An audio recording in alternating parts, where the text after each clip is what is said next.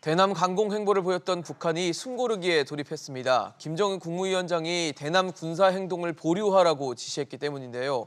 북한이 앞으로 또 어떤 메시지를 내놓을지, 어떻게 행동할지 관심이 모아지고 있습니다. 예측 불허인 한반도 상황 전문가들과 함께 얘기 나눠보도록 하겠습니다. 오늘도 여러분의 다양한 의견 저희 아침 토론으로 보내주시기 바랍니다. 100원의 이용료가 있는 유료 문자 샵 3698번으로 보내주시면 저희가 토론 중간에 소개하고 전문가들과 의견 나눠보는 시간도 갖도록 하겠습니다. 오늘 함께해 주실 전문가 세 분 소개하겠습니다. 통일연구원 조한범 선임연구위원, 인제대 통일학부 진희관 교수, 협력안보연구원 이인배 원장 나오셨습니다. 어서 오십시오. 네, 안녕하십니까. 네, 일단 국무위원장이죠. 김정은 국무위원장이 노동당 중앙군사위원회 7기 5차 회의 예비회의를 주재를 하고 이 대남 군사행동 계획을 일단 보류했습니다. 그동안 사실 굉장히 강공으로 나왔었고, 그다음에 김정은 국무위원장은 모습을 나타내지 않는 모습을 보였기 때문에 이런 행보에는 배경이 궁금할 수밖에 없을 것 같아요. 원장님 어떻게 해석할 수 있을까요?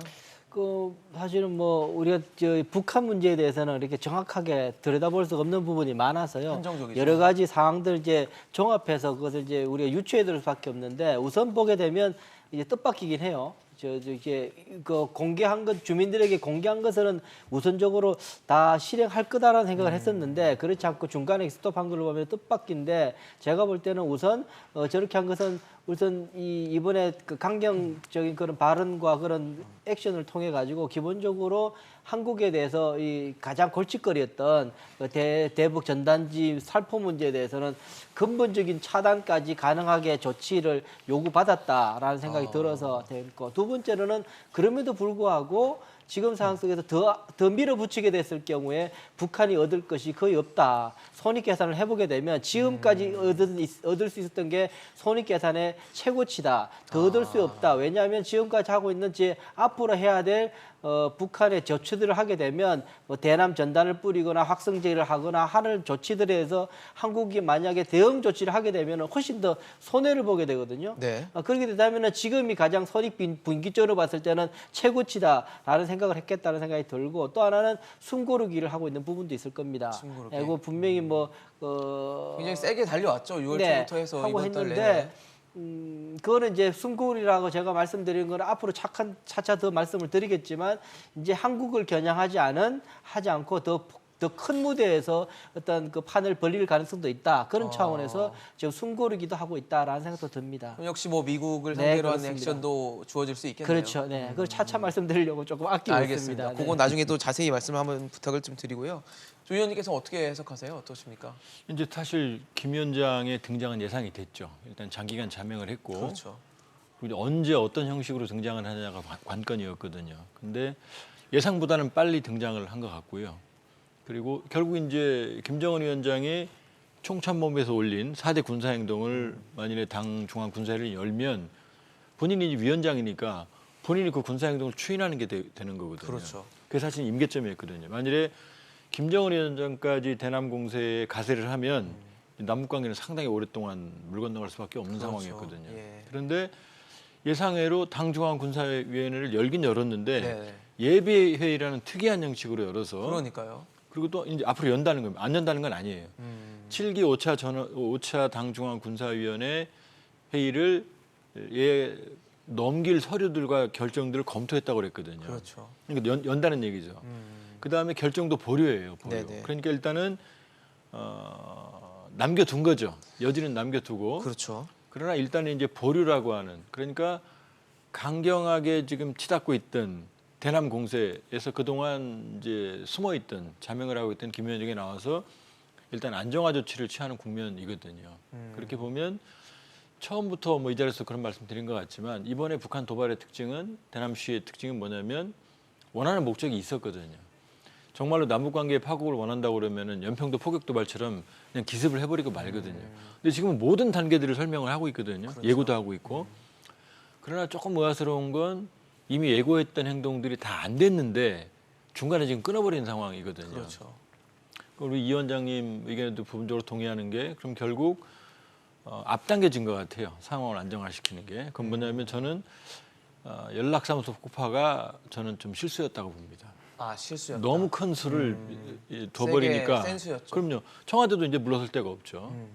그리고 또 하나는 미국의 군사적 반응이 너무 강화되고 있다. 지금 그렇게 보면 여러 초기 의도된 성과를 얻기 위해서 공세를 했는데 그 과정에서 좀 과잉된 측면이 있고 그렇기 때문에 지금 숨고르기 일단 끝난 건 아니죠. 끝난 건 아니죠.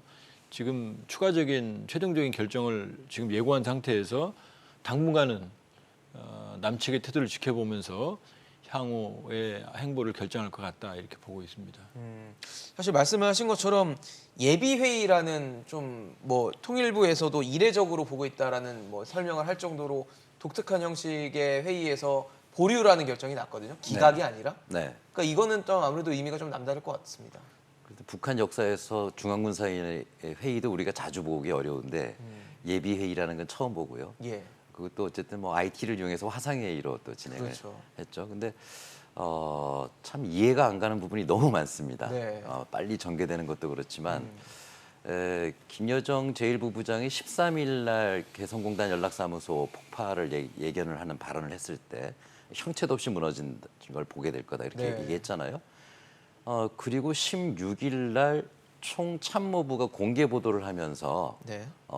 이런 것들을 접수를 했고 의견을 접수를 했고 통전부와 관계부서로부터 의견을 접수를 했고 이 행동을 앞으로 연구할 것이다. 그래서 당 중앙 군사위원회 승인을 받아서 행동에 옮길 것이다 그랬어요. 그리고 그날 바로 공동연락사무소 폭파가 됐기 때문에 이건 승인을 받은 걸로 간주해야 된다. 이렇게 판단을 했거든요. 다만 중앙군사위원회를 공개를 안 했을 뿐이구나. 이렇게 판단을 했어요. 예. 중앙군사위원회는 이전에는 5월 말에 7기 4차 회의가 있었단 말이에요. 네. 그리고 나서 7기 5차는 비공개로 진행됐기 때문에 거기서 승인을 받고 폭발을 한 것으로 봤는데 엊그제 확인해 본 결과로는 중앙군사위원회가 안 열린 겁니다. 그렇죠. 5기 예비회의가 이번에 예비회의가 열렸으니까. 이제 23일 날 열렸으니까. 그저께 열린 거란 예. 말이에요. 그렇게 본다면은 승인 절차를 제대로 밟지 않고 일이 진행됐을 가능성이 매우 높은 걸로 보여지고 그 사이에 폭발하는 게 있었으니까요. 그렇죠. 공동연락사무소에 대한 행동은 최고 승인 없이 진행됐을 가능성이 매우 높아지는 게 아니냐. 그렇게 본다면은 이번 예비회의는 질서가 잡히지 않은 어떤 문제점들에 대해서 김정은 위원장이 나서서 질서를 잡은 게 아니냐, 수습한 게 아니냐 이런 생각이 들 정도로 최근 며칠 동안의 북한의 이 절차라든가 진행 과정을 보면은 이해가 안 가는 측면이 되게 많고 그런 측면에서는 좀 우려가 되는 점도 있습니다.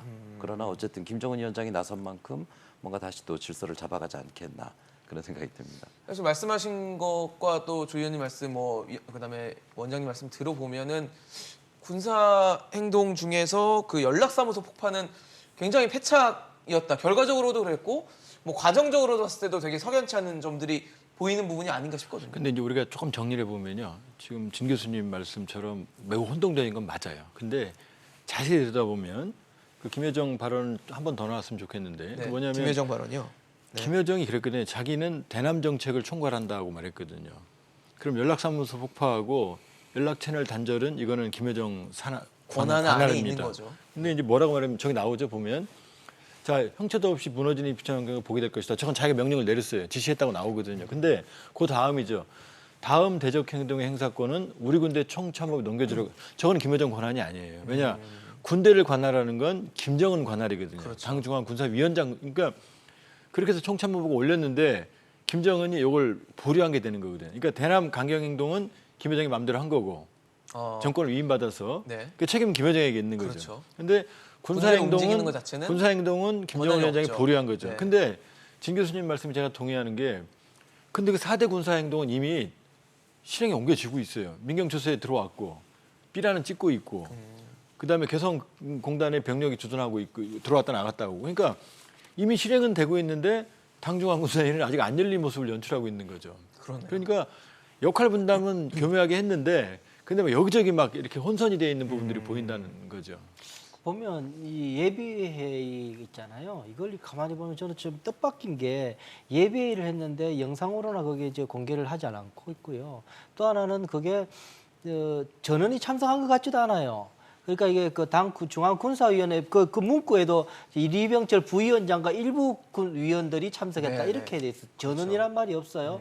사실 그 군사위원회 14명 다 이렇게 이번에 철칙됐는지 안 됐는지 모르겠지만 다 한다 그래도 17명밖에 안 되거든요. 확대 군사회의 할 때 지난번에 4차 회의 때 사진으로 보면 한 100명 정도 앉아 있고 예. 그전에 한 70명 정도 앉아 있고 그 정도 수준이거든요. 그러니까 핵심 그러니까 급해서 모은다 그래도 14명 정도는 다 모을 수 있을 텐데 그거조차도 못 모으고 일부였다. 그리고 또 화상회의는 사실은 그러니까는 시간 장소 필요 없이 그냥 할 수 있는 거잖아요. 그 앉은 자리에서 바로 켜서 할 수 있는데 그럼에도 불구하고 못했다. 다 전원이 참석 못했다. 이게 사실은 꽤 이 디지털 시대에 우리 익숙하게 지금 뭐 코로나 때문에 디지털 화상회의 꽤 많이 하지 않습니까? 그 하는 이유가 사실 장소에 불문하고 할 수 있기 때문에 그렇게 하는데 어딘가 있었을 거 아니에요. 그러면 당연히 그 사람들이 군사중앙위원회 위원들이 참석해야 되는 건데 위원장이 앉아 있는 자리인데 없다는 일부라고 나와요. 이게 나는 도무지 이번에 회의 자체가 왜 저렇게 열리는 거에 대해서 저는 사실은 내부의 작동이 꽤 지금 이상하게 가고 있다는 생각이 우선이 들고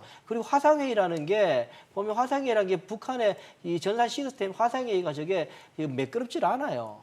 저게 사실 가려 그러면 그 전송 속도라는 게 있어야 되거든요. 화상으로 가려는데 근데 북한이 그 정도로 지금 전산망이 우리처럼 돼 있질 않아요. 그렇기 때문에 저것도 굉장히 어려웠을 거고 이 보면 여러모로 이게 형식이나 나온 사람들이나 꽤 맞지 않는다. 결론적으로 보게 되면 이 예비회의가 굉장히 급속하게 이루어졌다. 김정은 위원장이 아주 돌발적으로 나는 저걸 소집을 해서 한 것 같다라는 생각이 들고 그렇다면 과연 무엇이 저렇게 김정은 위원장으로 하여금 급속하게 저걸 예비회의를 통해서라도 네. 군사 행동들을 스톱시키게 했는가 이게 우리가 사실 가장 궁금한 관심이겠죠. 건데요. 예.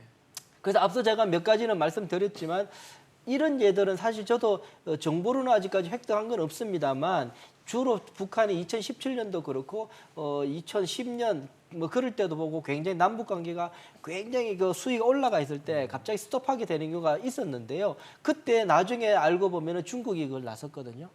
중국이 그때 개입을 해가지고 이제 그거를 스톱하고 톤다운 시키고 네네. 했던 경우가 굉장히 있었는데 이번에도 실제로 그랬다면은 이번에도 중국이 나섰던 것 아닌가라는 생각이 드는데 과거 왜 사례를 그런 생각을 봤을 때. 유치할 수 있느냐 하면 16일 날 그 남북 공동사무소를 폭파를 했잖아요. 예. 했는데 17일 날 하와이에서 미국하고 중국하고 회의를 해요. 국무장관 회의를 하거든요. 그러니까 그게 시점이 딱 맞아요. 그러니까 나는 어쩌면은 이 남북 공동 연락사무소 폭파를 아주 비주얼하게 보여준 것이 그 다음 날 있게 되는 그 미국하고 중국 간의 국무장관 폼페오와 장제스 회의를 놓고 했는 것 아니냐라는 생각이 드는 거죠. 그렇다면은 김정은 위원 북한 쪽에서는 중국이든 미국이든 일단은 거기에 대해서 일단 모종의 상황이 안 좋으니까 지금 SOS를 친 것 아닌가. 그래서 그거에 대해서 중국이 뭔가를 받아준 것 아닌가. 실제로 그런 말 하거든요. 미국은 그때 회의가 뭐 홍콩 문제, 대만 문제 엄청 그 미국하고 중국하고 안 좋은 복잡하고, 것만 드립다 있는데 맞아요. 유일하게 그때 이게 의견을 논쟁거리 좀 없이 모으거나, 네. 우리가 협력할 수 있는 사안은 북한 문제다라고 이야기를 해요. 행거를 보게 되면 그 부분에서는 모종의 뭔가 조치가 있었나라는 생각이 드는 부분이라서 그 부분은 아직까지 확실하게 나와 있는 부분은 아니지만 네, 정황들은 중국이 봤을 움직일 수도 때는. 있겠다라는 생각도 드는 부분입니다. 지금 뭐 중국이 이제 뭐 중간에 들어왔다라는 얘기까지 좀 해주셨는 그런 가능성도 있다라는 얘기를 좀 제기를 해주셨는데 사실 제가 좀 궁금한 거는 사실 그동안 특히 6월달 들어서는 굉장히 강하게 북한이 우리를 비난하고 공격적으로 나왔는데 그리고 김정은 국무위원장은 사실 이 대남 적대 정책 과정에서는 모습을 드러내지 않았었거든요. 그러다가 이번에 뭐 계속 너무 공격적으로 나오니까 보류라는 결정을 내린 건지 아니면 아예 역할을 분리를 한 건지 좀 궁금하거든요. 김여정, 김정은 이제 일종의 뭐 좋은 역할은 좀 김정은이 하고 김여정 부부장은 좀 안 좋은 공격적인 센 역할을 하고 이렇게 한 건지 아까 아니면 교수님 말씀대로 김여정 부부장이 너무 생각보다 많이 가다 보니까 네. 김정은 위원장이 나서서 막은 건지 네. 어떻게 해석해야 될까요? 굉장히 여러 가지 가설들이 다 가능한 것 같습니다. 방금 이인배 원장님 잘 지적하셨듯이 외부 변수가 개입됐을 가능성도 분명히 있고요. 그리고 거기다 조금 더 붙인다면 중국만 개입됐을 가능성만이 아니라 미국의 개입 가능성도 분명히 있다고 보여져요. 왜냐하면 이번에 북한의 이런 그 도발적인 행동들이 궁극적으로 남북 관계의 어떤 본질적인 문제를 해결하고자 하는 욕구도 분명히 있겠지만 이걸 통해서 워싱턴에 메시지를 보내려고 하는 의미가 굉장히 크지 않겠습니까? 그렇죠. 궁극적으로 비핵화라는 건 북미 간에 해결돼야 되는 그런 주요 과제이기 때문에 예. 그렇게 본다면 뭐 대미 메시지가 분명히 강했고 미국으로서도 그걸 전혀 눈치 못 챈다면 그것도 이상하겠죠. 그렇기 때문에 이제 북미 간 미국과 미국의 중간에 개입도 미국의 개입 가능성도 네. 분명히 있지 않겠냐. 왜냐하면은 앞으로 이제 북한이 주로 7월 4일 미국 독립기념일 날 아침에 도발을 많이 해왔거든요. 예. 예를 들면 2년 전에 화성 14형을 쏠 때도 독립기념일 날 미국 시민들이 눈을 떴을 때 그날 미사일 소식을 ICBM 발사 소식을 접해야 된다든가 그 이전에 중장거리 단거리 미사일도 7월 4일 날 쏜 경우들이 굉장히 많습니다. 그래서 지금 이 공동연락사무소 폭파라든가 이런 격앙된 분위기가 계속 에스컬레이트 된다면 7월 4일 날 북한이 도발할 가능성도 굉장히 높았다는 그런 전망도 있었거든요. 왜냐하면 지금 2년 동안 도발을 안 해도 북은 얻는 게 없거든요. 과거에 도발했을 때는 미국이 대화하려고 나오기도 했는데 그렇다고 한다면 도발로 나올 가능성도 굉장히 있지 않겠느냐. 그래서 7월 4일까지 미국이 어떤 액션을 취하느냐는 굉장히 중요하지 않을까 이런 전망도 가능할 거라고 보여집니다. 그래서 대외 변수도 대단히 중요하고 내부적으로 방금 지적해 주셨듯이 역할 분담도 있을 수 있고 또 역할 분담 과정에서 여동생 김여정 제1부부장하고 의견이 안 맞았던 부분들도 나타났을 거로 보여져요. 조한범 박사님께서도 잘 지적하셨지만 대남 문제는 김여정이고 다른 군 문제는 김정은일 가능성도 있는데 네네. 그러나 북한의 그 이 지배 구조상 유일 수령제의 체제 즉 주체 사상의 영도 체계는 수령에 의한 유일 통치인데 역할 분담이라 하더라도 수령 1인 지도자인 김정은의 의견에 반하는 행동을 해서는 안 된단 말이에요. 그렇게 본다면 역할 분담은 하되 예. 또 이걸 또 통일성을 갖춰야 되는 측면에서 조정하는 그런 국면도 우리가 예상해 볼 수는 있지 않겠나. 여러 가지 복합적인 측면들이 작용한 것 같습니다. 굉장히 복잡한 정말 전국으로 흘러가고 있고 해석도 여러 가지 나올 수밖에 없는 그런 시점인 것 같은데 어떻게 보십니까? 근데 저는 좀 걱정이 되는 게요. 예. 북한이 사실 협상의 달인입니다. 달인이고 이 완급 조절하는데 사실은 이제 우리가 능하군요. 정신 차릴 수 없을 정도로 그런 적이 많은데, 근데 김정은 체제 들어와서는 그런 게 안 느껴져요. 그러니까 즉흥적이고 과격하고 감정적이라는 생각이 많이 들어요. 그러니까 지금 아까 얘기했던 예비회의도 김정은 위원장이 평양에 있다면 김정은 위원장 주변에 몇 명 모이는 건 일도 아니거든요. 그러니까 제가 보기엔 김정은 위원장이 지금 평양에 없는 것 같아요. 지금 평양에서 마지막 모습을 보인 게 3월 17일 병원 기공식 때거든요. 거의 3개월 정도 그렇죠. 전이네요. 그러면 사실 지금 굉장히 여러 가지 오늘 조간에 벌써 일간지는 평양이 몇 달 동안 벌써 배급이 안 됐다. 그다음에 이 6월 8일 날 열었던 정치국회의가 있어요. 김정은 주재로. 그렇죠. 거기에 보면은 의제가 전혀 없어요. 사실상. 거기에 보면 제일 중요한 게 평양시 생활보장 대책이라는 게 나오거든요. 네네. 그럼 평양시도 생활이 안 된다는 거거든요. 그러니까 굉장히 혼돈스러운 상황인데, 그런데 저는 제일 충격을 받았던 게 모든 분이 그러시겠지만은 개성 공동연락사무소를 파괴한 거예요. 원래 6월 4일 날 김여정 담화에는 폭발한 말이 안 나와요. 개성 남북 공동 북남 저쪽 말로는 북남 공동 연락사무소에 폐기가 될지 이렇게 나와요. 폐쇄가 될지. 그러다가 이 4일부터 우리 반응을 보다가 감정이 격해지다가 계속 이제 담화가 거칠어지죠. 그러다 13일 날 드디어 형체도 없이 사라지게 될 걸 보게 될 것이다. 그리고 내가 지시했다고 나오거든요. 이게 에스컬레이션 된 거거든요. 그렇게 보면 지금 뭔가가, 그다음에 지금 군부가 지금 예고한 행동 중에 개성과 금강산에 군 주둔이 있거든요. 네. 근데 이것도 전 논리적으로 말이 안 되는 게 김정은 위원장 체제에서 정말로 목숨을 걸고 내놓은 정책이 경제개발구 정책입니다. 여기 경제 채널이잖아요. 27개의 경제개발국을 만들어서 외자를 유치하겠다는 거거든요. 예. 근데 개성을 손을 대면 이제 경제개발구에 더 투자할 나라가 어디 있겠어요? 물 건너가는 거죠. 이미 저거 폭파하면서 경제개발구 정책은 심각한 타격을 받았거든요. 그다음에 이제 관광산업인데 지금 금강산에 군대를 주둔시키고 금강산 시설을 훼손하면 원산 갈마도 저기 물 건너가거든요. 그렇겠죠. 그러니까 이 모든 것들이 지금 개성 연락사무소를 도대체 왜 폭파했는지 그냥 눈만 닫아도 되거든요. 폐쇄만 해도 될 걸 폭파라는 아주 극단적인 상황. 그럼 폭파는 다음번에 닫아도 되거든요. 그 카드를 막 서둘러 써버린 거죠. 지금. 그렇죠. 그렇게 보면 물론 이제 진 교수님 말씀대로 모든 꼭대기에는 김정은 위원장이 있죠. 예. 그러나 이쪽 김여정을 중심으로 하는 김여정, 김영철, 이성권 요 라인은 사실은 하나의 패키지거든요. 요 라인이 최근에 주도한 행위에는 좀 과한 측면이 있었다. 납득이 안 가는 부분이 그렇죠. 위기 그리고 우리 청와대 초강경 대응을 불렀고 지금 미 항모 전단 3기가 지금 여기 와 있어요. 예. 하루 이틀이면 동해 다 직결할 수 있어요. 그다음에 여러 가지 미군 전력을 봤을 때 지금 행동을 봤을 때 지금 군사 행동을 예고하는 그런 움직임이에요. 지금 흐름이. B-52H 전략 폭격기도 지금 몇 차례 그냥 그것만 온 게 아니고 전투 대응을 갖추고 왔어요. 전자전기까지. 그러면 생각보다 미국의 군사적 압박도 크다. 그다음에 지금 사실 이 상황에서 만약 북한이 무력 도발을 한다. 그럼 우리는 초강경 대응을 할 수밖에 없어요. 청와대 입장이나 그렇죠. 우리 예. 군 정서상, 그다음에 우리 국민 정서상. 그렇게 보면 지금 의도됐긴 했지만 예상보다 상황이 자기들이 원하지 않는 부분으로 흘러가 버리고 있다. 위기가 고조된 측면이 있고 그걸 지금 일단 단기적으로 상황을 부분적으로 잠정적으로 안정화시키는 조치를 지금 김정은 위원장이 취한 그런 그림을 연출했다고 봐야죠. 그 이번에 제가 오늘 이 때문에 좀 자료를 찾다 보니까는요 예. 재미난 자료를 하나 발견했어요. 네. 뭐냐면은 이게 예전에도 비슷한 일이 있었던 것 같은데 그러고 뭘 좀 자료를 찾아보니까 2011년에요. 2011년 같으면 예. 김정일 위원장이 생존해 있을 때입니다. 그리고 이제 김정은가 이제 후계자로 2009년부터 후계자로서 이제 그 교육을 받고 막강하게 있는 이제 거네요. 네, 계속 올라오고 떠오르는 있는. 태양으로 네. 있을 때 그때 상황이었는데 그때도 날짜도 똑같아요. 5월 30일이더라고요.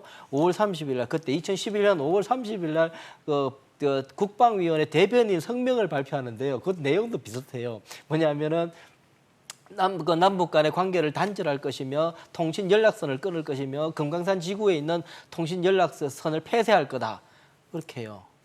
그렇게 하면서 이제 앞으로 이제 남한하고는 이제 뭐 협상하지 않겠다. 쫙 그게 시리즈로 한 번 나오는 게 아니라 5월 30일부터 시작해서 한 달 동안 6월 한 달 동안 7, 8개가 쫙 계속 나와 있더라고요. 그래서 야, 이거 희한하게 거의 시즌이 거의 비슷한 시즌에 이렇게 나와 있는데 그러니까 이게 시기만 같은 게 아니라 그때가 무슨 일이 있나 쭉 보게 되면 앞서 제가 말씀드린 것처럼 이제 김정일 위원장이 2008년에 이제 심장 수술을 받고 2009년 초에 이제 1월이라고 그러는데요. 이제 김정은 위원장을 이제 후계자로 공식적으로 지명하게 되지요. 2009년. 그러니까 2년 정도 되면서부터 김정은 위원장이 꽤 이제 탄력을 받아 2호실에서 탄력이 받고 있을 때였는데요. 그때 보면 어떤 일이 제가 그때 청와대에서 일을 할 때라서 그때 상 많이 기억이 나는데 그때 되면은 2011년 초에 되면 김정일 위원장이 남북 대화를 굉장히 2010년에 뭐 연평도하고 천안함 터져 엄청 어려운 상황이었거든요. 그다음 11년 되면 다시 대화를 복귀하게 되는데 그러면서 뭐 적십자 회담, 당국자 회담, 또 군사 실무회담까지 쭉 하게 되는데 군사 실무회담을 해서 1박 2일을 하게 되는데 엄청 이제 우리 쪽에서는 뭐 강경하게 입장을 사과해라 천안함 문제 막 그렇게 할 때였는데요. 하니까 그걸 다 듣고 있어요. 이 사람들이 다 듣고 있고 그런 상황이었는 그런 상황이 있다가 갑자기 이 사람들이 오후에 조금 쉬었다가 갑자기 이제 그때부터 같이 막 이제 강경 발언을 하다가 철수해 버리거든요. 나중에 그것이 이제 알려진 바에 의하면 날린 바에 이제 그걸 이제 김정은 그때 2호실의 후계자가 그걸 보고 있다가 철수하라 그랬다는 거예요. 그런 식으로 그때부터 2011년 되고 나면 이 대화라는 측면이 하나가 쭉 김정일 위원장이 지시하는 대화라는 축이 하나가 쭉 가고 중간에 팍팍 튀면서 그걸 강경 노선의 입장들이 팍팍 나오는 부분이 있는데 제가 볼 때 그래서 보면은 1호실에서 김정일 위원장 쪽에서는 아주 노회한 그 정치가가 남북 관계를 어쩌듯이 풀어내려는 그런 쪽으로 가고 있었는데 아주 혈기방장한 청년이 중간에 팍팍 튀어나오는 그런 모습을 봤거든요. 이번에 이제 비슷하게 나오는 거죠. 이번에 보면서 앞서 이렇게 남북 공동 연락사무소가 이렇게 폭파되는 거에서 오버했다고 말씀하시는데 100% 공감하는 게 바로 그런 부분인데 그랬는데 다른 게 뭐냐? 저는 이번에 다른 게 뭐냐면 그때는 그랬음에도 불구하고 김정일 위원장이 제동을 못 끌고 김정은한테 끌려가요. 이제 김정은이 이거 이제 후계자로 공식 낙점되고 나서부터는 떠올라내니까. 그 권력이라는 건 흘러갔네요. 나눌 수 없습니다. 네. 그냥 후계자가 낙점되는 순간부터 그냥 그 사람한테 다 쏠려요. 누가 저기 그 지는 애한테 줄 섭니까? 레임덕이네, 예, 일종의. 그래 된 거였거든요. 그러니까 쭉 그렇게 가서 김정은 페이스대로 가서 뭐 택시는 부터 막 가게 되고 강경 노선을 가게 되었는데 이번에 보면은 여기에요. 김여정 이 제1 부부장이 강공들을. 이 드라이브를 걸었는데 그 오빠가 스탑 시키잖아요. 그렇죠. 결론 다시 말하면 김여정은 후계자가 아니다 그거죠. 아. 근데 저걸 쟤는 후계자가 아닌 게 확실하구나. 후계자였다면은 그렇게 2011년 못하죠. 현상이 다시 재현될 그렇죠. 수도 있었는데 네, 그러지 그렇죠. 않았으니까 저거는 김여정은 후계자가 예, 아니다라는 그러니까 말씀이시군요. 뭐 2인자 권한에 있어서 두 번째일 수는 있지만 후계자는 아니다. 그러니까 2인자 그 후계자하고는 다른 문제거든요. 네네. 그러니까 이번에 상황을 보면서 김여정은 후계자는 아닌가 보다. 확실하게 그거에 대해서는 저는 아니라고 봤지만 이번 이 사건을 보면서 확실하게 생각하셨군요. 이거 후계자로 만약 내부적으로 방침이 정해졌다 그러면 저렇게 하면 안 돼요. 저렇게 안 되게 돼 있거든요. 근데 저렇게 되는 걸 보면 그냥 김여정은 옆에서 돕는 그냥 그 여동생이구나, 이인자 정치적 조력자 동지고 역할이구나. 그냥 옆에서 돕는데 서포터거나 그 정도 수준이었다라는 게 이번에 제가 본 이 사항들 보면서 내린 저 개인적인 결론입니다. 사실 뭐 정경두 국방부 장관도 김여정 부부장이 2인자인 것 같다라는 얘기를 했어요. 그러니까 사실 뭐 아까 교수님도 말씀해 주시고 뭐 위원님 말씀하셨지만 북한이라는 체제는 김정은 국무위원장, 그러니까 국무위원장이 정점에 있고 거기서 모든 지배가 일어나는 그런 체계임에도 2인자, 그러니까 어느 정도 역할을 할 것인가를 굉장히 궁금했었는데 김여정 부부장이. 근데 사실 위상 자체가 높아진 건 맞는 것 같거든요. 그래도 많이 굉장히 대외적으로도 노출이 되고 그리고 그 북한이라는 사회 자체가 굉장히 가부장적으로 남성 중심의 사회임에도 여성이 이렇게 올라와 있다는 거는 북한도 분위기가 좀 바뀌고 있는 게 아닌가라는 생각이 들거든요. 근데 위상도 올라갔는데요. 뭐 이런 얘기 들으면 김여정 부장이 싫어하겠지만 함량 미달이라는 것도 입증이 됐죠. 그 일국의 능력이 거의 부족하다. 2인자 역할을 하는 사람 입이 저렇게 거칠고 저렇게 즉흥적이고 감정적이라면 사실 북한 주민들이 김여정 부부장이 동생으로서 위상이 커졌다도 있지만 속으로 황당하겠죠. 왜냐하면 2년 전에 평창에 가서 그렇게 웃고 떠들고 연출하다가 갑자기 정반대의 180도 정말로 돌아가죠. 얼음공주로 바뀌어서 폭언을 쏟아내고 그다음에 백두산까지 가서 남북 정상이 이 신뢰를 갖췄는데 김여정 부부장은 길거리 이 시정 잡배도 쓰면 안 되는 용어들을 쓰고 있거든요. 많이 격했죠 사실. 그럼 아무리 북한이라 하더라도 북한 인민들도 우리하고 똑같습니다. 정서가. 그러면 30대 초반에 김여정 부부장이 저렇게 특히 군부를 한번 생각해 보세요. 북한 군부를. 물론 유럽 같은 데는 여성의 국방부 장관도 합니다. 그렇죠. 전문성이 있으면. 네. 근데 김여정 부부장은 군에 대해서 지식이 전혀 없어요. 김정은 위원장 자체도 군 경력이 없고요. 근데 김여정 부부장이 북한 같은 봉건적 정치 문화에서 인민군 총참모백에 지금 막 간접적으로 명령을 내리는 거거든요. 그러면 북한 군인이 이렇게 얘기하면 뭐 아무리 그 정치군인들이 설치는 그 사회주의 체제지만 아무리 핫바지 군대라 하더라도 그는 특수 집단이에요. 자기들만의 어떤 명령 체계가 있고 그렇죠. 그런 결속력이 있는데 그게 기분이 좋겠습니까? 그다음에 확성기 방송 같은 경우도 북한 군부가 가장 가슴 아파하고 힘들어하는 부분이 확성기 방송이거든요. 오히려 확성기 방송을 제발 좀 철거해달라고 빈 게 북한이거든요. 근데 그걸 철거하라고 명령을 내린 거 아니에요 지금. 지금 그 설치하라고 네. 설치하다 지금 철거했잖아요. 다시 설치하고 예. 또 철거를 그렇게 했죠. 보면 위상이 공식적으로 높아진 것 같지만 그러나 지금 이 사태를 통해서 능력의 이 바닥을 좀 그렇죠. 보여줬다는 젊은 거예요. 2인자 여성 2인자로서 대내적으로 내상도 상당히 크다. 그 점을 간과해서는 안 될 것 같아요. 지금 말씀해주신 위원님 말씀해주신 부분이 아까 교수님이 말씀하셨던 의아하다, 이해가 가지 않는다라는 점과 좀 맥락이 다 있지 않을까라는 생각이 들거든요. 네, 그렇습니다. 그러니까 그 이어서 말씀드리면 그 그제죠. 그 북한의 예비회의 중앙군사위원회 예비회의에서 나온 여러 가지 얘기 중에 보면 예. 전쟁 억제력 강화에 대해서 연구를 했다 이런 얘기 나오거든요. 전쟁 억제력이라고 얘기했는데 예. 원래 5월 말에 7기 4차 당 중앙군사위원회에서는 네. 군사적 억제력이라고 얘기를 했어요. 다르게 예측을 해야 되는 그리고 건가요? 지난 6월 12일 리성건 외무상은 핵전쟁 억제력을 엄숙히 천명했다 이렇게 얘기를 해요. 그러니까 군사적 억제력, 핵전쟁 억제력, 그리고 전쟁 엊그제는 억제력. 전쟁 네. 억제력. 이거 북한 문건을 쭉 보다 보면 그런 식으로 단어가 쉽게 바뀌진 않거든요. 굉장히 중요한 계기가 있었을 때 장기간 쓰던 단어를 조금 수정하는 경우, 예. 뭐 사회주의 강성대국을 뭐 다른 게 표현한다든가 뭐 이런 건 좀 있지만 불과 한 달 사이에 억제력에 대해서 3번이나 단어가 바뀌었습니다.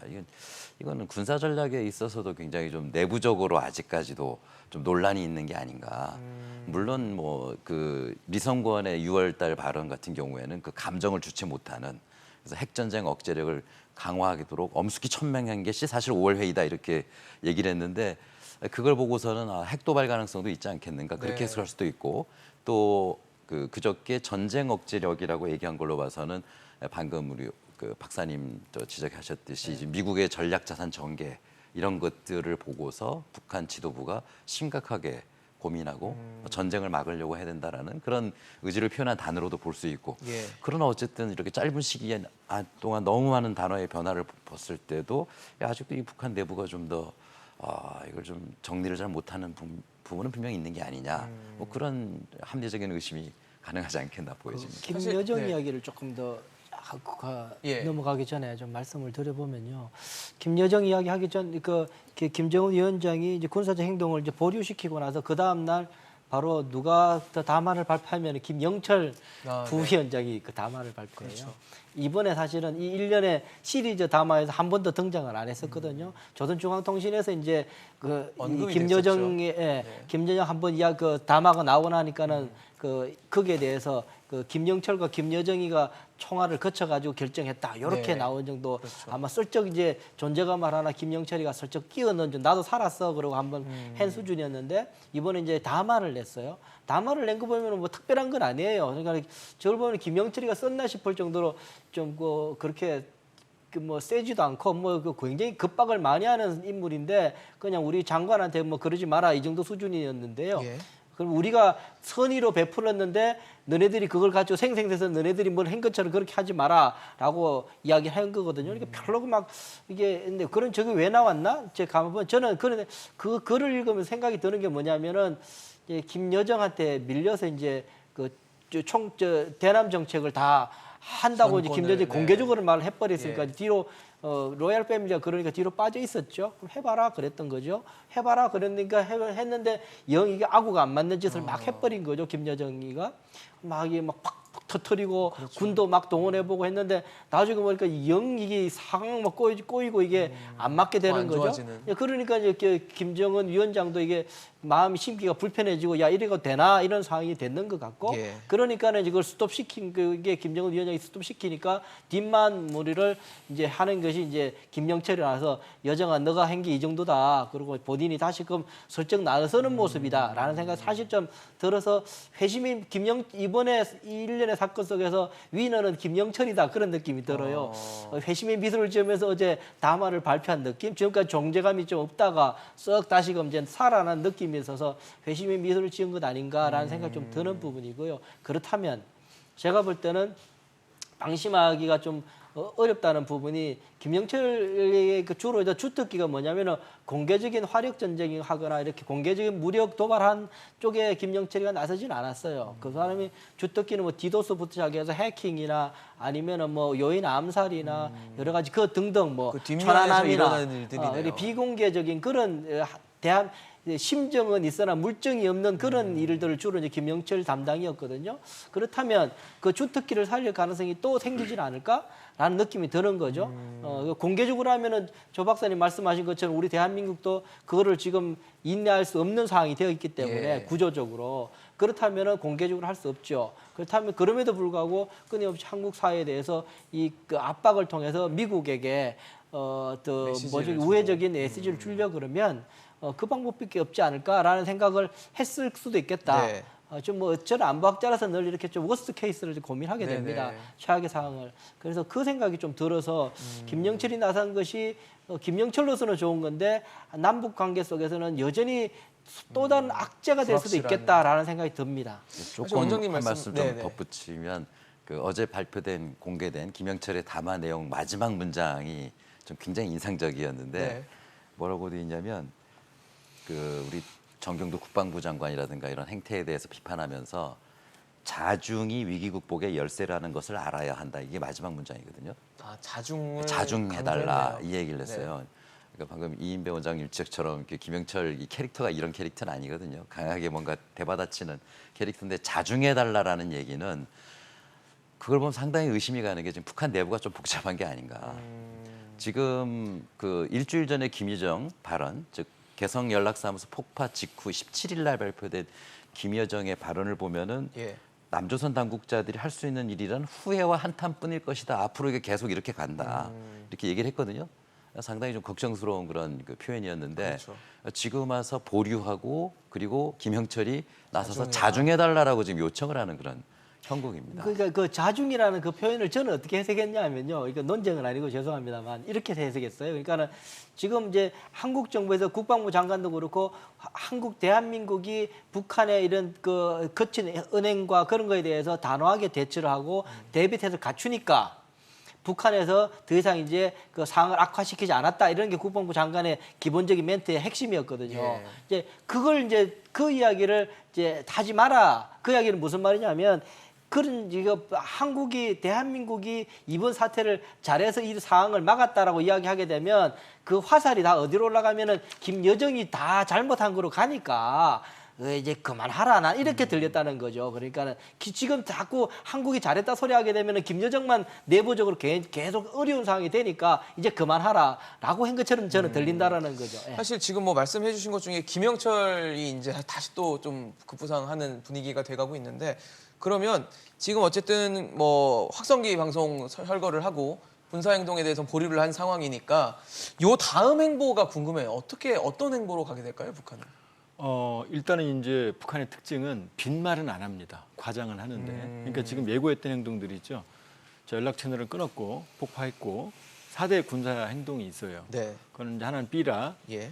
하나는 이제 이 1호 전투 체계, 훈련 체계, 그다음에 민경초소 폐기했던 것을 GP에 병력 주둔, 금강산 개성에 연대급 혹은 화력구 분대 주둔. 예. 요 네 가지를 예고해 놨거든요. 그러니까 이때까지 당 중앙 군사위 열 때까지는 우리 측 태도를 볼 것 같아요.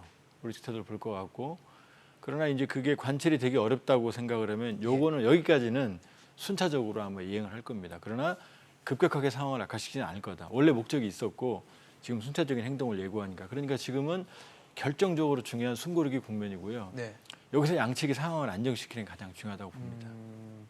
알겠습니다. 사실 오늘 저희가 북한 이슈를 준비하면서 시간상 오늘 조한범 위원님이 여기서 좀 자리를 일어나셔야 될 것 같습니다. 시청자 여러분께 양해를 좀 부탁을 드리고요. 조한범 위원님은 보내드리고 또 진희강 교수님 또 이인배 원장님과 또 심도 깊은 토론 이어가도록 하겠습니다. 오늘 감사합니다. 네, 계속 뭐 지금 말씀해 주신 것처럼 지금 어쨌든 북한이 강공을 계속 이어오다가 지금 약간 숨고르기로 들어갔어요. 그래서 그러다 보니까 다음 행보는 뭐가 될 것인가에 대해서 우리도 굉장히 중요하고 또 미국도 중요할 것 같아요. 다음 행보는 어디로 가게 될까요, 북한은? 네, 방금 조한범 박사님께서 잘 지적하셨지만 북한이 주장한 네 가지 앞으로 해야 될 행동들에 대해서 끝났다 이렇게 보긴 이를 겁니다. 분명히 지금 숨고르기에 들어간 것이라고 보여지고 예. 그래서 제 판단입니다마는 북한이 그동안 최근 며칠 동안 이렇게 강공으로 나오고 지금 숨고르기로 들어간 이유는 해당 국가들 즉 한국을 비롯한 미국이라든가 주변국들의 반응을 보면서 거기에 대해서 응대해 나가려고 하는 그런 전술이 아닌가 그렇게 보여져요. 근데 지금 방금 여러 지적하셨습니다만 미국은 일단 강공이 가능하다라는 전략자산 배치부터 좀 들어가 있는 네. 상태거든요. 그런데 아마 미국도 마찬가지일 겁니다. 굉장히 다양한 그런 대안들을 가지고 그렇겠죠. 북한을 접촉할 수밖에 없을 것이고 그리고 저희도 좀 곤란한 측면은 있습니다만 우리 특사 방북에 대해서 김여정 부부장이 다 공개를 해버렸는데 그건 외교 관례상 좀 있을 수 없는 그런 일이기도 합니다만 그럼에도 불구하고 저희도 북한의 이러한 행동들을 누그러뜨리고 남북 관계를 원만하게 해결해 나가기 위한 노력을 지금부터 더 집중을 해야 될 네, 그런 시점인데요. 그래야겠죠. 아마 이런 반응들을 보면서 북한이 그 다음 수를 구체적으로 고민하지 않을까 그렇게 보여집니다. 사실 북한의 행동 변화가 제가 만약에 북한 주민이었다면 굉장히 좀 당혹스러울 것 같다는 생각도 들었거든요. 사실 그동안 뭐 주민들이 직접 볼 수 있는 노동신문이나 또 조선중앙 TV를 통해서 뭐 대남 적대 행동에 대해서 굉장히 강조를 하고 뭐 비난도 하고 하면서 계속 나아가다가 갑자기 이제 김정은 국무위원장 이제 최고 존엄이 나와서 이걸 중단을 시키니까 내부적으로는 굉장히 동요할 수밖에 없지 않았나라는 생각이 들거든요. 그래서 이제 중단이라는 표현을 안 쓰고 이제 보류했다고 네. 이야기를 한 거죠. 그래서 일단은 뭐 주민들한테는 이 정도까지 해서 이제 약간 이제 지금 상황을 이제 한국을 지금 열심히 길들이고 있으니까 이제 좀 더 두고 보고 매를 들지 안 들지 보겠다라는 수준에서 이야기를 하고 있는 것 같고요. 이번에 저도 이제 보면서 신 교수님 그 아까 이 문구 이야기를 하셔서 저도 그 갑자기 생각난 게 저는 뜻밖으로 본 것 중에 하나가 김여정, 김표하고 계속 나왔던 말이 뭐냐면 이제는 그 대남사를 대적 사업으로 전환할 때다 하고 네. 하는데 대적 사업이라고 표현했잖아요. 적으로 규정했죠. 그리고 어제 그제 보면 대적 사업이란 말이 없어졌어요. 예, 대남 군사 행동 그리고 대남 사업 이렇게 돼 있지 대적 사업이 아니라 다시 대남 사업으로 또 다시 바뀌었어요. 바뀌었네요. 예, 그래서 대적 빠졌다. 그게 대적 사업이라는 게 이제 김여정이가 자기가 이제 썼던 넣었던 거죠. 건데 그걸 빼버렸던 거죠. 이게 그렇게 보게 되면 우선 뭐 다행스러울지 모르겠지만 일단 한국에 대해서 강한 압박은 당분간 조금씩 안 할 수도 있겠다라는 생각이 좀 정말 들고요. 말 그대로 숨고르기네요. 네, 그래서 제가 말씀드린 거는 지금 숨고르기라고 더 큰 판으로 이제 갈 거다라고 제가 제일 처음에 말씀드린 건 바로 그 부분입니다. 이제 숨고르기를 하면서 일단 한반도에서는 이 정도까지 하고 그 다음으로 이제 그 부분은 진 교수님과 조금 저는 생각이 좀 다른 부분이 있는 게 뭐냐면 이 지난번 이제 당 중앙군사위원회를 하면서 전략 무기들을 이제 확대하고 포병 화력대를 격동 상태에 유지시키도록 결정했다라고 하거든요. 예. 그러면 이제 포를 계속 이제 그 언제든지 쏠 수 있게 준비해 놓겠다라는 이야기고 전략 자산도 더 강화하겠다. 핵무기, 탄도 미사일도 더 강화하겠다 그 말이거든요. 예. 제가 볼 때는 이제 그게 이번에 방침이 있지 않겠느냐. 제가 볼 때는 이번에 말하고 있는 나라의 전쟁 억지력을 강화하겠다. 다르게 읽으셨는데 저는 그것이 여전히 남아있는 계속 끌고 가고 있는 변치 않고 있는 북한이 가지는 마지막 카드로 지금 유효하게 쥐고 있는 카드라는 느낌 좀 드는 부분인 거죠. 그게 무엇일까? 뭐 많은 분들이 예상하고 있는 것처럼 미국이 불편할 수 있는 행동들을 할 가능성이 있다. 그 불편할 수 있는 그러나 화를 내지 않는 화를 못 내는 수준. 네네. 예. 굉장히 그런 수준. 애매한 그렇죠. 수준이네요. 그러니까 이씨 이거 하면은 트럼프로서는 이게 대선에서 나 이게 기분이 안 독인데. 좋아지는데 네. 어려운데 근데 너무 확 넘어가 버리면 미국 국민들까지 이건 우리 국민들도 위협이다 싶으면은 트럼프는 다른 짓을 해도 되거든요. 그렇죠. 근데 그 수준이 아닌 수준까지 확 가버리면 수 있겠다. 뭐 그러려 그러면은 지금 뭐 3,000톤 이상급 이상의 이 잠수함을 시연해 보이거나 그거에서 뭐 콜드 런칭을 하거나 세 개가 실려 있게 돼서 그럼 완전 뭐 200km, 300km 날리진 않고 SLBM을 수하 물 밑에서 바깥으로 잠수함에서 쏘는 거니까요. 쏘아 올리는 예전에는 그냥 밑에 장치의 발사대에서 그냥 쏘아야 된 거지 잠수함은 안 했었거든요. 콜드 런칭을 하게 될 때 콜드 런칭이 뭐냐면은 물 안에서 미사일을 물 밖으로 팍 쏘아 올리는 겁니다. 쏘아 올리거나 거기서 점화를 시켜서 물 안에서는 점화가 안 되니까 물을 바깥으로 뿜어내고 그나서 이제 점화시켜서 점화시켜서 날아가게 쏘는 거죠. 만드는데 예. 그 콜드 런치하는 그거까지는 어쩌면은 해 보여서 그것도 잠수함에서 시연해 보이므로 인해 가지고 이 정도까지 우리는 SLBM이 충분히 진화했고. 능력이 있다라는 것을 보여줄 가능성이 있지 않겠느냐라는 생각이 들어서 그까지는 해도 트럼프가 이 군사적으로 행동하기는 어렵거든요. 제가 볼 때 그까지는 가지 않을까? 그걸 지금 마지막 수로 지금 두고 있는 것 아닌가라는 생각이 저는 듭니다. 네, 사실 뭐 북한이 지금 어떻게 행동할지 아직은 예측하기 좀 힘들고 아까 네. 또 7.4 미국 독립기념일에 또 어떤 도발을 있을지 아직은 예견하기 좀 어려운 상황인데 이런 상황에서 지난 22일 오후에는 이 자유북한운동 연합이 경기도 파주 일대에서 대북전단을 기습 살포를 했습니다. 그리고 추가적으로 살포할 계획도 있다라고 얘기를 했는데 오늘이 또 70주년 6.25 전쟁 발발일이기 때문에 북한이 이런 숨고르기라는 상황에서 이런 대북전단 살포 별로 도움이 되지 않을 것 같다는 생각이 들거든요. 당연하겠죠. 대북전단 살포라는 게 그게 과연 효용성이 있을 때 살포를 하더라도 저희들이 도기도 할 수 있고 지지도 할 수 있고 그런 건데 그 효용성이 과연 있느냐 하는 부분이 있고 그다음에 두 번째는 북한의 엄청난 지금 반발을 불러일으키고 있고 사실 여러 가지 이유 때문이긴 합니다만 촉발제가 된 게 또 바로 이 문제란 말이에요. 그래서 지금 상황에서도 무리해서 대북 전단을 계속 보내겠다는 얘기는 우리 국가 안보에 심각한 위험을 초래하겠다라는 얘기이기 때문에 이런 거는 있어서는 안 될, 자제시켜야 될 일이라고 보여지고요. 네. 그리고 뭐 며칠 전에 또 50만 장을 보냈다고 하는 건 지금 뭐 확인도 안 되고 있고 예. 또 50만 장 보내기 쉽지 않을 것 같은데. 그렇죠. 그런데 어제 그 북한의 조선중앙통신이죠. 경기도지사가 대북 전단에 대해서 철저하게 엄단하겠다라는 걸 이재명 지사가 거기 했다고 실었어요. 했다는 내용을. 그걸로 본다면은 지금 북한이 어쨌든 자기들이 얘기한 것 중에 예. 노동신문에 공개해서 북한의 인민들에게 보게 하고 걸기 대회를 하게 된 중요한 원인이 전단에 있지 않습니까? 전단 그렇죠. 살포에. 그렇기 때문에 이런 일, 경기도의 어떤 방침에 대해서 보도했다는 건 아직은 노동신문에 나온 건 아닙니다만 네네. 이건 북한이 우리의 어떤 그 반응들을 예의주시하면서 자기들이 어떤 방식을 취하든 자제를 하든 그 명분을 좀 찾아가고 있는 게 아니냐. 그런 측면에서는 어제 조선중앙통신 보도는 좀 의미가 있다 그렇게 보여집니다. 또 사실 최근에 남북 관계에 굉장히 논란이 되고 있는 부분이 존 볼턴 전 보좌관의 회고록입니다. 그것이 일어난 방이라는 책이 공식적으로 출간이 돼서 뭐 아마존에서는 1위를 차지하고 뭐 이런 인기를 얻고 있다고 하더라고요. 굉장히 뭐 궁금증이 많고 관심을 많이 갖는 부분이고 이 현 정권에 이제 있었던 일을 지금 공개를 하는 것이기 때문에 굉장히 논란이 있을 수밖에 없는데 일단 청와대는 사실을 왜곡했다라면서 비판적인 입장을 내놨어요. 근데 또 볼턴 전 보좌관은 반박 인터뷰를 했는데 글쎄요. 우리 정부의 사실 노력, 이번 정권에서 들어와서 노력을 했던 부분인데 이거를 굉장히 폄하한 내용이 담겨져 있는 회고록. 외교적으로는 신뢰 아닐까 싶거든요.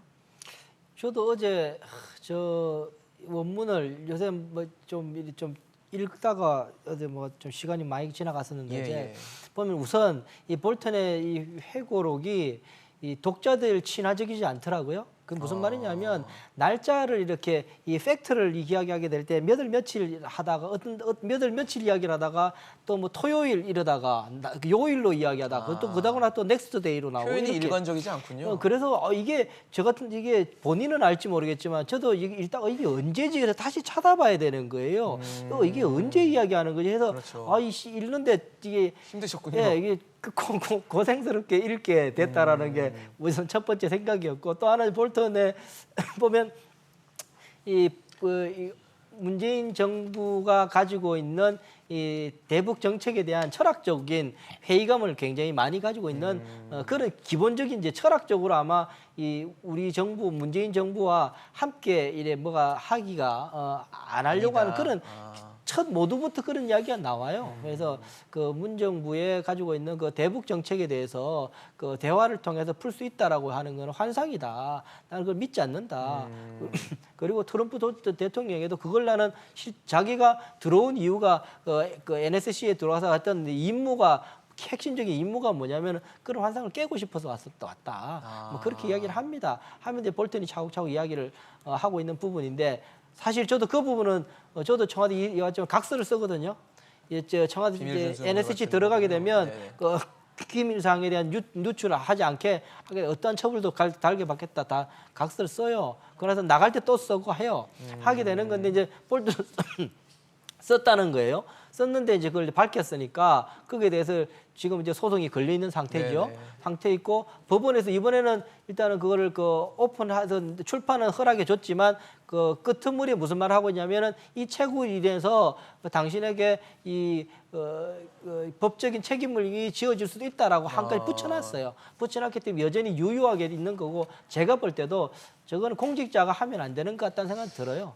네, 저거는 뭐 이거는 뭐 우리나라한테 뭐 유익이다 아니다라는 걸 떠나서 저 볼턴이 저렇게 말하는 거는 너무 사감이 심하다. 네. 저 볼턴은 조금 악감정이 있거든요. 볼턴이 확 그만두게 된 동기가 뭐냐면은 트럼프 대통령이 아프간 사태를 흥정하다가 하면서 탈레반하고 협상을 미국에 불러가지고 뭐 협상을 해서 그걸 타결 지으려고 평화 협상을 하려고 그랬거든요. 예. 그걸 그걸 볼터니 어떻게 탈레반하고 테러리스트라고 협상을 해서 하려고 그러냐. 그거는 우리 미국 국민들 다 죽이는 거다. 미국의 테러에 관한 그 제일 원칙은 뭐냐면은 붙잡아 놓지 않는다는 거거든요. 붙잡으면 그쪽에서 협상을 들어오게 되고 협상을 하기 위해서 또 우리나라 자기네 국민들, 미국 국민들을 또 인질로 붙잡게 되고 계속 커지게 되기 때문에 그렇게 하지 않는다라는 건데, 그렇게 협상하지 않는다라는 건데, 볼턴 트럼프 그걸 노하는 바람에 트럼프가 이제 파이어 시켰거든요. 네네. 해직시켰는데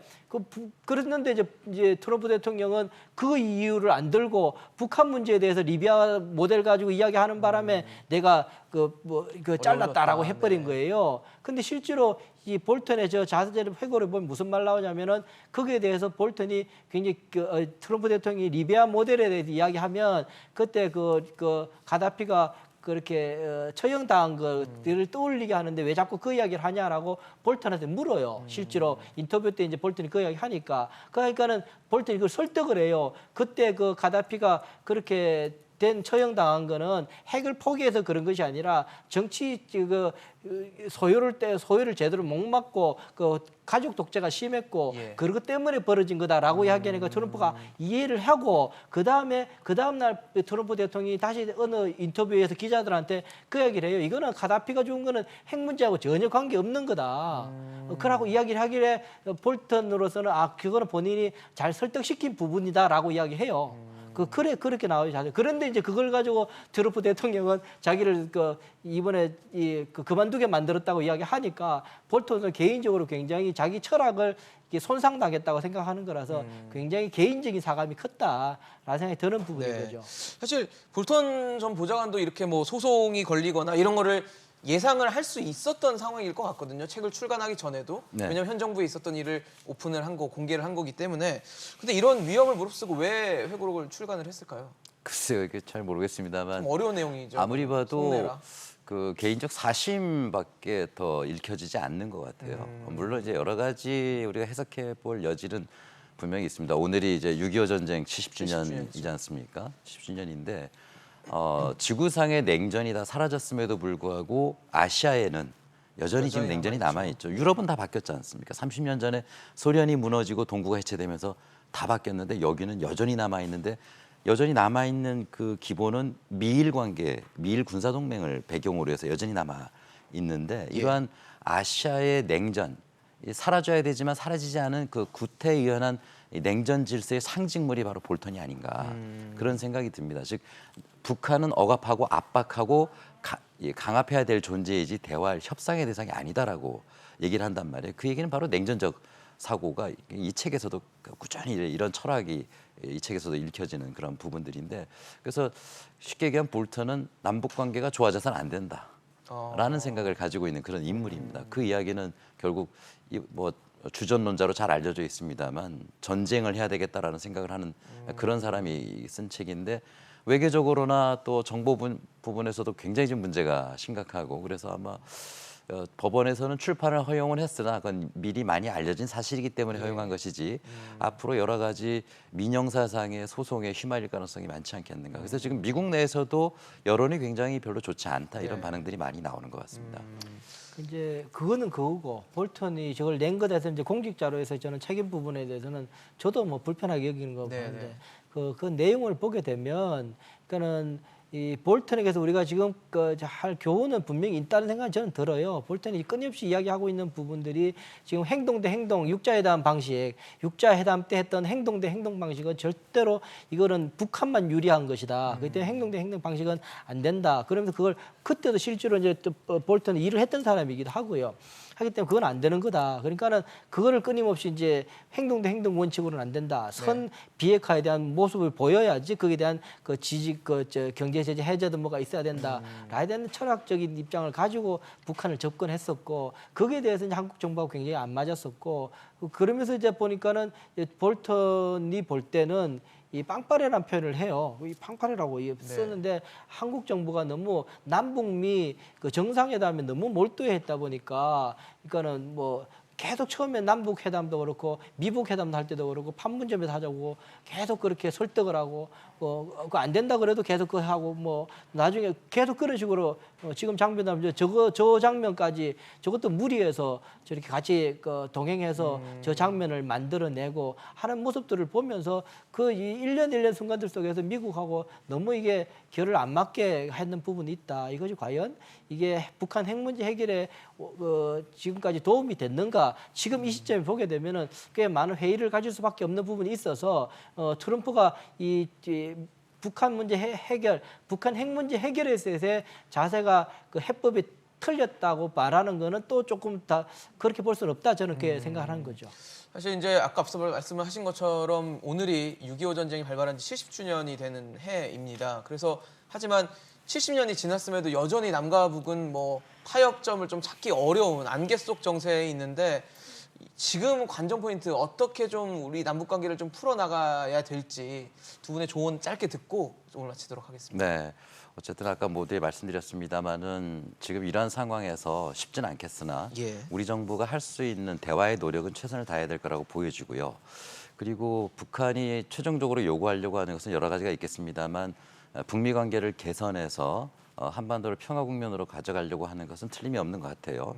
그렇게 본다면 주변국, 즉 중국도 매우 중요하지만 미국이 과연 앞으로 어떤 행동을 보이느냐가 매우 중요하죠. 예. 그렇게 본다면은 그동안 우리가 한미 워킹그룹 회의라는 걸 만들어서 일을 진행해 왔습니다만 지금 김여정 부장의 발언에서도 그걸 바로 문제 삼고 있잖아요. 네. 과연 이게 뭘 했느냐. 워킹그룹 사대화 성공했다. 굴종 때문에 남북 관계가 이 지경까지 온 게 아니냐라는 게 북의 정확한 지적입니다. 여기에 대해서 옳은 부분도 있고 아닌 부분도 있겠죠. 그럼 우리가 취할 부분은 무엇인지 잘 판단하고 앞으로 한미 관계를 어떻게 재설정할지에 대해서 지금 정부는 심각하게 지금 고민해야 될 때가 된 게 아니냐 그런 생각이 듭니다. 알겠습니다. 원장님 말씀 짧게 부탁드리겠습니다. 네, 저는 49%이 말 드리고 싶습니다. 무슨 말씀인 거 아니? 예. 대한민국의 외교안보 정책은 북한만 있는 건 아닙니다. 네. 북한이 중요하죠. 그래서 저는 49% 그러나 그 비중을 49% 이상은 안 넘으면 좋겠다.